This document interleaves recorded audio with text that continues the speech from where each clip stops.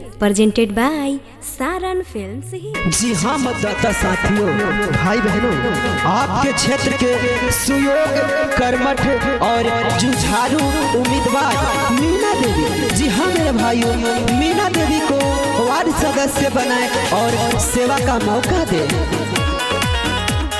बकवा से खारा भइल बारी, वोट मांगे रौरा से आइल बारी।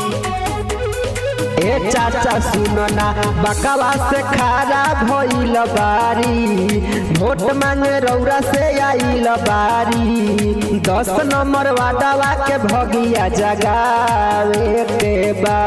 ए भैया हो मीना दीदी के असो जितावे के बा। ए भैया हो इनके के वार्ड अब की बनावे के बा। ए भैया हो।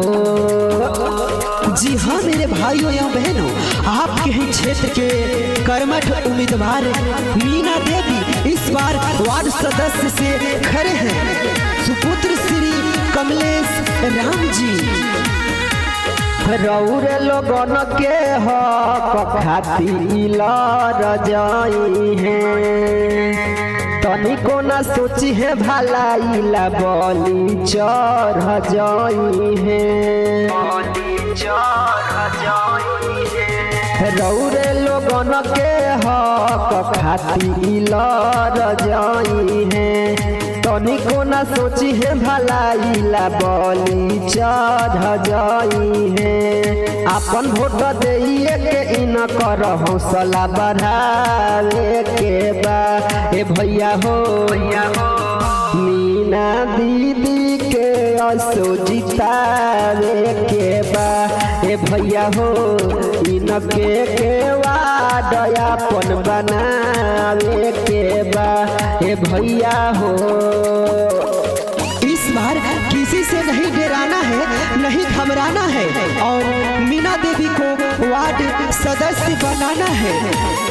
मीना देवी जिंदाबाद, जिंदाबाद, जिंदाबाद। कमलेश भैया जिंदाबाद, जिंदाबाद, जिंदाबाद। 5 साल के बाद आइल बा मौका, गवाई हा जानी हो। ए भैया भाभी, ए चाचा चाची भूलई हा जानी हो। 5 साल के बाद आइल बा मौका, गवई हा जानी हो। ए भैया भाभी, ए चाचा चाची भूलई हा जानी हो। ग्राम पंचायत बकवा में खुशियाँ मनावे के बा।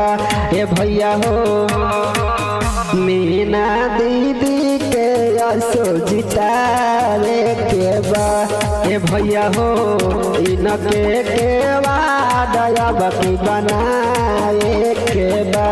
ए भैया हो। Presented by Saran Films hit.